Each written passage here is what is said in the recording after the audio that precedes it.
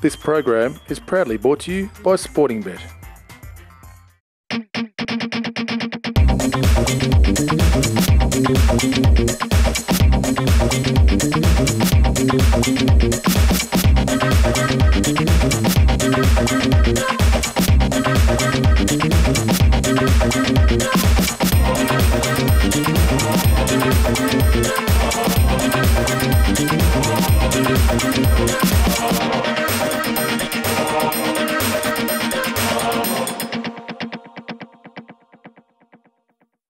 I'm Nick Quinn and welcome to the latest edition of Australia's newest racing show, Chewin the Fat.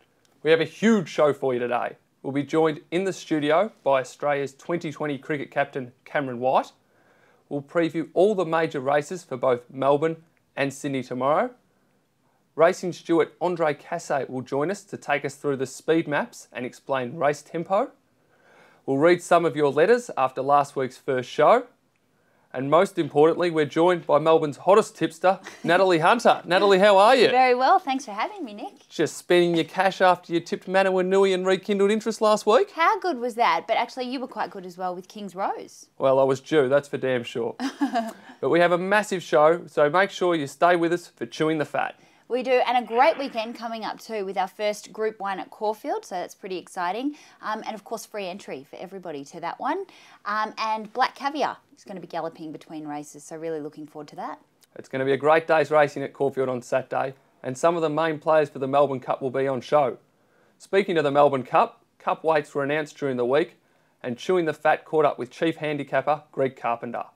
Greg, weights announced today for the 151st running of the Emirates Melbourne Cup. You've got a job that obviously is going to cop a bit of criticism from time to time. How's it been for you? Well, it's always a privilege to release the weights for the Emirates Melbourne Cup. This is my 7th time at doing it. I think what I've tried to do over that tenure is to explain the process to connections and to people in the industry. I think what you need to do is weigh up different form lines, make a decision, and then what you have to do is be able to justify that decision. Now, it is subjective, there is no right or wrong answer, and I hope that once connections of horses have heard that explanation, they are a little bit more comfortable with it. It's always the way in the Melbourne Cup that the horses at the top of the weights would like to get a little bit less, and the horses down the bottom of the weights would like to get a bit more, because it's very difficult to get a run in the Cup. So when you're down the bottom of the weights, every half kilo can assist. Well, topping the weight scale this year is last year's winner, Romero Kane. How do you make his form coming into the race? Well, I think you've got to acknowledge that the 150th renewal last year was probably the strongest cup we have seen in a number of years. He was rated the second highest stayer in the world last year behind So You Think. He's got 58 kilos, which is a rise of 3.5 on his winning weight last year. Only Think Big and Makybe Diva have won with that weight since 1972, and 35 others have tried. So it is a challenge, but so it should be, to try and etch your name in the history of a dual winner of the Melbourne Cup. The internationals seem very prominent at the top of the weight scales, including Jukebox Jury and Dangerous Midge, Cavalry Man. Well, they are. Certainly Dangerous Midge won last year's Breeders' Cup and he's got 57.5. Jukebox Jury in terrific form. He won the race in France, the Prix de Courgelette, and we saw him dead heat for first in the Irish St Leger. So the horses at the top of the weights are European horses, but I make the point again that the first 30 horses in the order of entry at the moment into the race, 8 are international, 22 are local horses. So there are still a lot of very live chances amongst the Australian trained horses. The internationals, there's been 82 compete in the race, only 4 have won. Vintage Crop in 93, and then we've seen Media Puzzle 2002, Delta Blues 2006 and Americane last year. So they're always prominent, they always run very well, but they don't always win. And I still think there's a great opportunity for an Australian trained horse to live that great dream of having a runner and winning the Emirates Melbourne Cup. It gets a little bit tricky down the bottom of the weight scale with some of the key contenders still to pass the ballot. It does. The horse that really is at the forefront of everyone's mind at the moment is December Draw. He faces a challenge, firstly to get into the Caulfield Cup, to win that and then get into the Melbourne Cup. His challenge starts this week at Caulfield in the Naturalism. If he wins that race, he gets automatic entry into the Caulfield Cup. But he's not the only one. King's Rose who's been so impressive in her 2 wins here in Australia. Lights of Heaven, who won the Australasian Oaks and is very prominent in betting markets. They also aren't past the ballot for the Emirates Melbourne Cup. So a lot of focus on December draw, but there's a lot of other horses in a similar position. The field's starting to become a bit clearer now, and of course that will develop a little bit more over the coming weeks. But let's take a look at an early market thanks to Sporting Bet. So we're starting off with December Draw, who is the favourite at $11, ahead of Scarlet Lady and Shamrocker, who are both paying $13. Lights of Heaven and My Lucky Day are at $15. Lion Tamer is at $17, while Americane is at $20. Yes, and I do think if you do fancy December Draw, you better snap those odds up, because I don't think they'll be available for much longer. We're going to take a short break on Chewing the Fat, but when we return, we'll be joined on the couch by Australian 2020 captain Cameron White. Sporting Bet is built by punters for punters, so you get the very best experience. At Sporting Bet, you can expect more from the latest in customised betting with black books, favourites and iForm. Plus, Sporting Bet covers all the exotics, including trifectas, quinellas, exactas and first four. Bet fast online or at sbet.mobi on your mobile, anytime, anywhere. That's why there's no better bet than a Sporting Bet. It's known to produce some legendary races. Coming up to the turn, it's far left, well out in front of the Cox Plate. The crowd are cheering. Far left's going away. It's given us some of racing's most legendary finishes ever. Bone Crusher the outside, and Bone Crusher races into equine immortality. 1.5. And it's known to set the pace for legendary style. Be part of this legendary event this year. The Tats Cox Plate, the race where legends are made.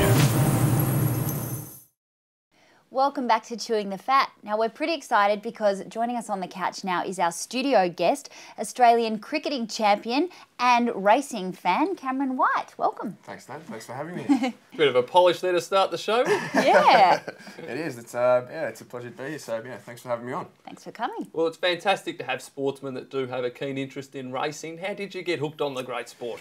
Yeah, it's an interesting one. I grew up in the country, so I wasn't really that into it. But once I moved to the city for obviously to continue my cricket career, my mates were sort of interested in it, so I sort of started going to the races a bit, and yeah, it sort of just grew from there. So that's basically how I got into it. To quote many blokes on a Saturday night, one thing led to another. Yeah, that's right, Nick. That's right. But we won't go too much into that.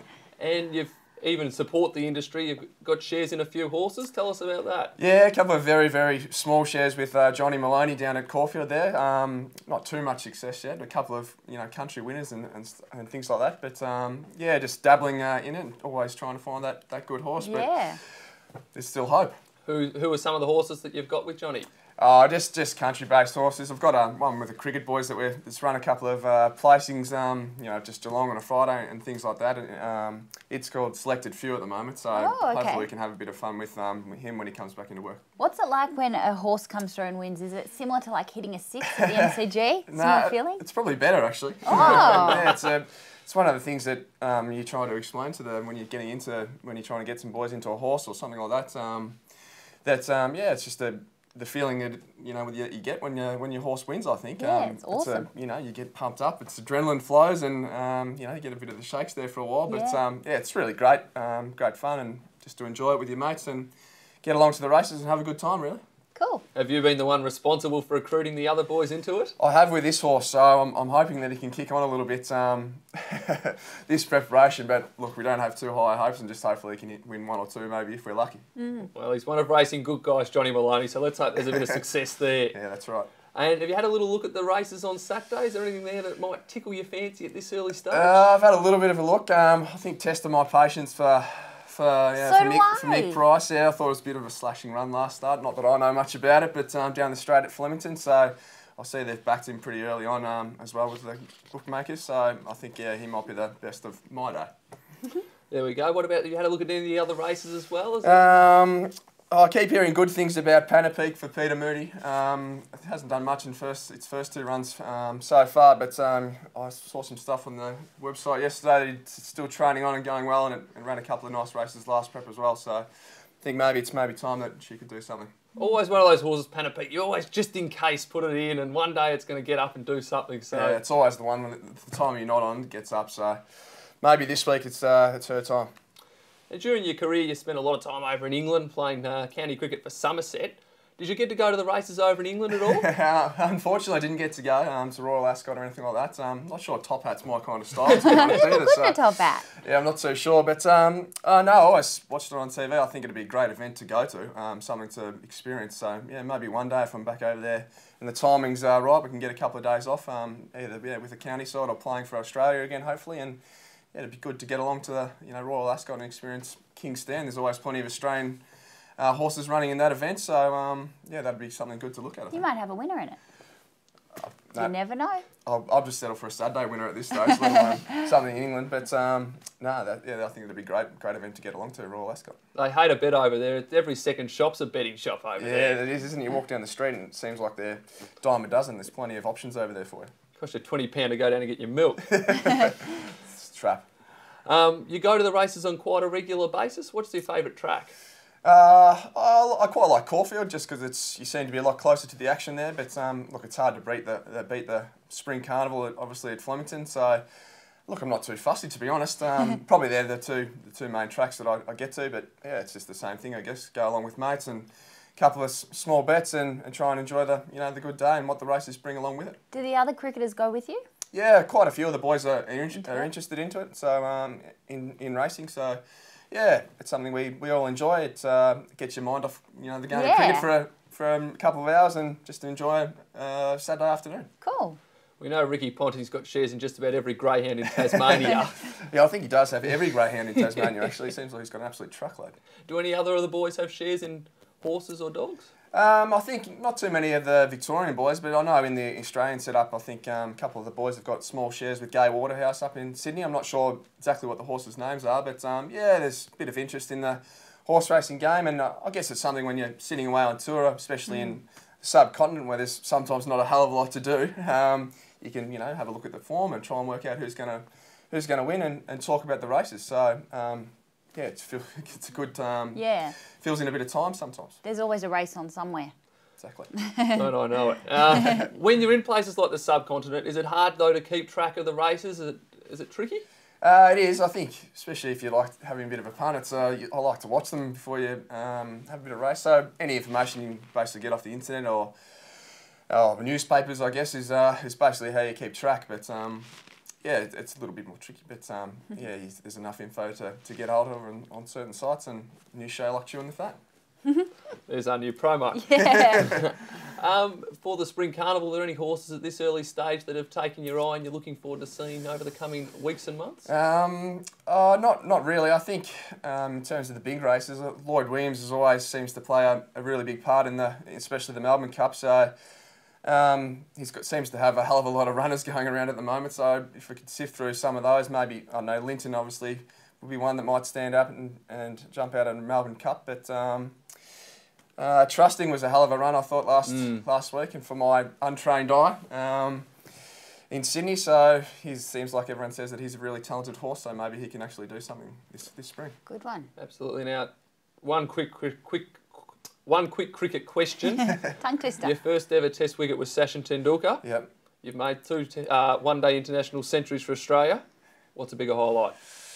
I didn't have too much joy in that bowling when I played Test cricket with my bowling. So I think probably the 2 one-day hundreds, especially the one up in Brisbane at the Gabba, my first 100 in front of home crowd. So here in Australia, so that was probably the highlight of my international career so far. You can't just sit back and go, Sachin, got him out. Yeah, no, the boys give me a bit of grief about that, but no, I tried. I think it was maybe a bit of luck more than anything. No. Well, thank you very much to Cameron White. You've been an outstanding guest, so hopefully you can find a winner over the spring. Nice, thank you. And be sure to follow us on the social network pages. We've got a Twitter account, which is Chewing the Fat Oz, and add us a friend on Facebook, which is Chewing the Fat Racing, and if you're lucky, Natalie will accept you. So be sure to join us again after the break. We're joined on the couch by racing steward Andre Kassay.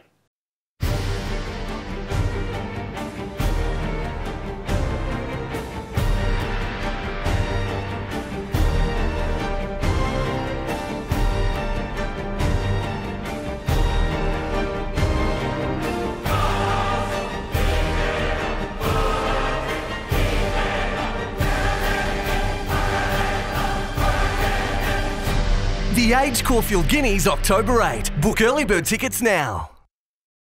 Sporting Bet is built by punters for punters, so you get the very best experience. At Sporting Bet, you can expect more from the latest in customised betting with black books, favourites and iForm.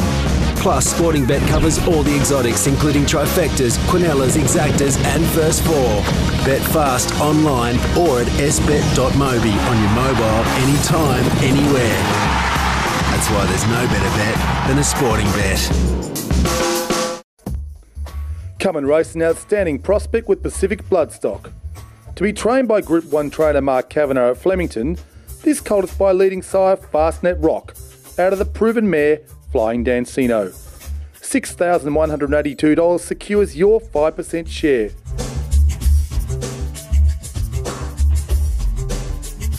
Call Pacific Bloodstock on 0430 008 152 or go to the website. Welcome back to Chewing the Fat. Geez, Mark Kavanagh's got a very nice looking yearling there from Pacific Bloodstock. Anyway, we turn our attention to Caulfield tomorrow, where the track is a dead 4 and the rail is out 10 metres the entire circuit. I'm joined by Edward Sadler and Andre Kassay from Racing Victoria. Welcome, gentlemen. Thank you very much, Nick. Hello, guys. Must be both very excited about the Group 1 Underwood Stakes on Saturday. Yeah, terrific meeting on Saturday. Really looking forward to it. Spring really takes another gear, I reckon, Andre, on Saturday. Yeah, and look, we're seeing horses that are coming through a weight for age preparation, heading to the Caulfield Stakes, the Lumber Stakes, Cox Plate. We've also got those that are going to deviate to our big feature handicaps. We've got the fillies and the Prelude. I think we're going to see a great context there as far as we've got different form lines. We've got some Sydney involvement in those races. And, of course, December draw, $11, I think, early in the week as far as a Caulfield Cup contender, Melbourne Cup contender, but he's in a race that he can win easily. He gets a ballot-free entry into the Caulfield Cup. He can get a re-handicap, which would be good for Michael Rod. But he's an exciting horse with a change-up of gears, and he's a stayer going places at this stage. Well, he certainly is, and as you said, the $11 on offer. If he does win, as many expect he will, there'll be no $11 about. I reckon he could be as short as $4 or $5 for the Cups. He's going to be short, but, you know, we're a fair way away from some of the Cups like the Melbourne Cups and things like that, and you always got to temper it against the quality of international horses that come here for all the features. I don't take a lot of notice of them until they actually arrive and run here. Then when they run here, we see how they perform under Australian conditions, dry tracks, our style of racing, a lot of pressure in our races. Those horses that run well and have a run here then go to the Cups, and they're going to be the true test for our horses that are comfortable with our style of racing. Before we get Andre to take us through the speed maps and the race tempo and that, though, I think Edward's got the market for Saturday's race. Yeah, got the early market here, Nick, for the Underwood Stakes, the feature event at Caulfield on Saturday at Group 1 level. Lights of Heaven, she's come up the favourite in the opening market at $4.60, head of Glass Harmonium at $5, and then you're looking out to $6 for Heart of Dreams and Graham Rogerson's Scarlet Lady.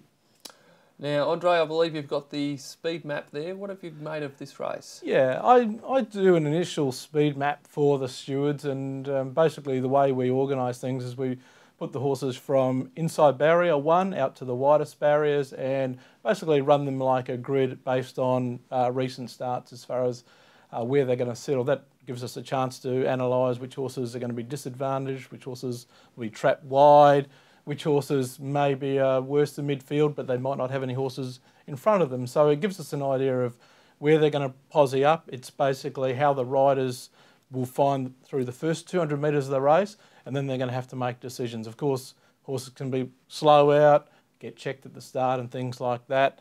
The application of certain gear like blinkers, horses might start charging, or the converse is that they might actually miss away and things like that. Weight for age, Group 1, 1800 Caulfield. It's a really good start. They get a long run down the back straight. And as far as the speed was concerned, I thought Glass Harmonium, natural on-pace runner, ran really well at Flemington. Heart of Dreams sort of has been midfield 5, can be a bit slow out of the gates. Drawn to be midfield 5, but up in distance. And this distance range, which we always have a look at, can sit anywhere between 1 to 3 lengths of the speed, which in a race which is tactical with no real speed, he's a likely candidate to be forward, as are Brazilian Pulse, Lights of Heaven, Midas Touch. Lion Tamer, we don't really know. New Zealand, first up, 1400 metres, midfield on the fence, didn't really present, but 2040 metres in Moonee Valley and the Derby, he's been a forward runner. So a lot depends on what stage of the preparation these horses are at, whether they're here for the cups, whether they're here for the weight for age, things like that. Another important thing is a horse like Brazilian Pulse. Coat hasn't been great. Lights of Heaven, coat hasn't been great. Blinkers go on. Adaptable horse, she can go forward. I think it's a bit of a D-Day race for her as far as what we saw at Flemington. First up at Caulfield, very, very good. Form out of the race, not so good. The King's Rose form is much, much better from what we've seen as far as Moonee Valley on Saturday, and that's why a horse like Heart of Dreams, when those first two came clear, which is always a good sign in any race, probably gives it a slight ascendancy. And weight for age races, almost always won by horses that can take up a forward of midfield position. So is Heart of Dreams your early tip for the race?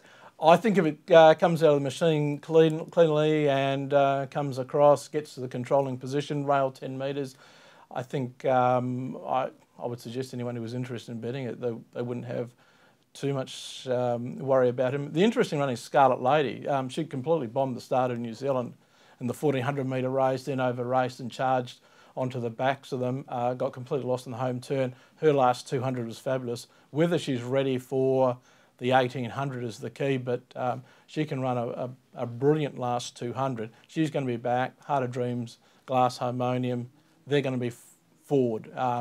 Whether she can make up the necessary ground second up from a spell, jumping in distance, but I think she has got gears, and ultimately she's going to be suited 2,000 metres, 2,400 metres. Where did you have Andre Playing God in the run? Playing God, look, he was very good at Flemington. He peaked on his run. I think he's got to go back. Hope for that he can get in. He's drawn to be in a really awkward spot. He's like a midfield 6, midfield rear, position 7. Very dynamics are no good. Thing about weight for age racing, you're up against fast class horses, and I know it's sounds a bit of a strange saying, but you can only run as fast as you can. If they don't go hard up front and then sprint up in 34 seconds and he's 6 lengths off, he's got to produce a 33 without them doing anything. So the maths of it makes it hard for back markers unless there's a huge tempo. Well, Edward and I have all been known as forgiving guys, and we're going to stick with Lights of Heaven to atone for a last start flop, while Natalie's going for Lion Tamer to cause a little bit of a boil over. The next race we're going to look at is race 6, the Caulfield Guineas Prelude, over 1,000 metres for the girls.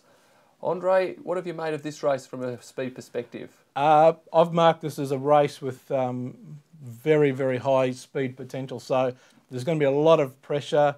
It's an awkward start there for these horses, the 1400. If you're going to be wide and working up the hill, your chances are going to be noted. I've got Celebrity Girl, a forward runner, Peninsula Dane, if she begins, can be forward, Winker's first time. Hallowell Bell can be forward.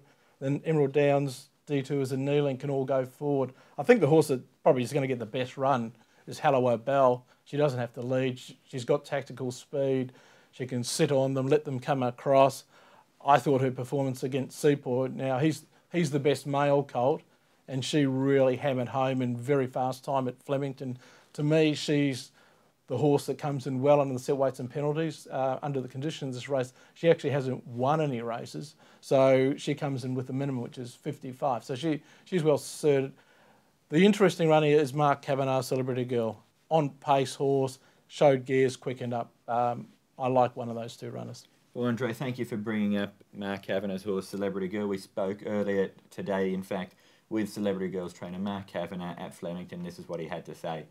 Celebrity Girl, that was a terrific win last time. Yeah, look, she's promising. She's bred to run the trip, you know, the mile plus sort of thing. She's just got to settle and get a good card into the race, and she should be around the mark. It is a tougher field than what she beat here at Flemington, though, last time. Yeah, there's no doubt about that. But look, they've got to meet him sooner or later. If they're going to meet him in the 1,000 Guineas, so they'll have to meet him here and see how we go.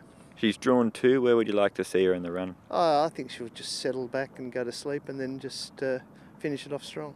A good push there from the always entertaining Mark Kavanagh for Celebrity Girl. Edward, what price is Celebrity Girl? With our Sporting Bet Australia, you can get at the opening market $3.50. She's opened up a narrow favourite ahead of Halliwell Belt, who's at $3.60. And then the next pick in the betting is $5. Those three are well clear of the rest, according to the punters, Nick. Well, Edward and I are sticking with Celebrity Girl. That's 2 from 2. We're going the same tip, so I hope you're right, Great minds think alike, Nick. That's what I keep telling people. Well, Natalie has to be different. She's gone with kneeling. Now we look at race 8 tomorrow at Caulfield, the Group 3 Naturalism Stakes, where the winner is exempt from the Caulfield Cup. Andre, what did you make of this race? I think it's a pretty straightforward read. December draw, basically has to win to beat the ballot. All systems go. He's drawn to get a nice run. Herculean Prince from Sydney comes across, probably runs him hard. Harris Tweed, Light Vision forward. I'm Jake, up to this distance range, goes forward. December draw gets a beautiful run on the fence. If there's no speed on, takes a handy set. If there's good speed from Herculean, sits on them, wins easily, and I think be a short price favourite. So he deserves to be a short price favourite then? Absolutely. Looking at the market there, Nick, with Sporting Bet Australia, he is the only one that the punters want. He's come up at $1.80. The next best in the betting is Lucky 88 from Michelle Payne at $10. But the only one at single figure odds with Sporting Bet Australia is December Draw, that $1.80 quote. Yes, and once again, Edward and I are sticking with the good thing December Draw, while Natalie's gone with Lucky 88. You're watching Chewing the Fat. We're going to take a break, and when we return, we'll find your winner in Sydney.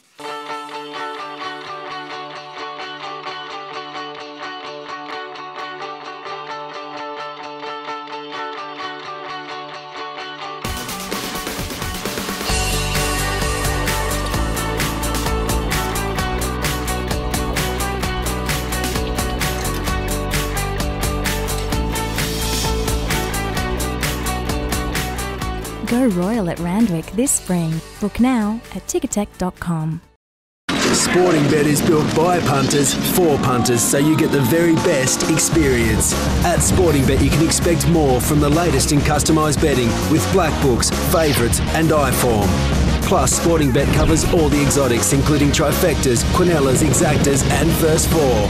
Bet fast online or at sbet.mobi on your mobile, anytime, anywhere.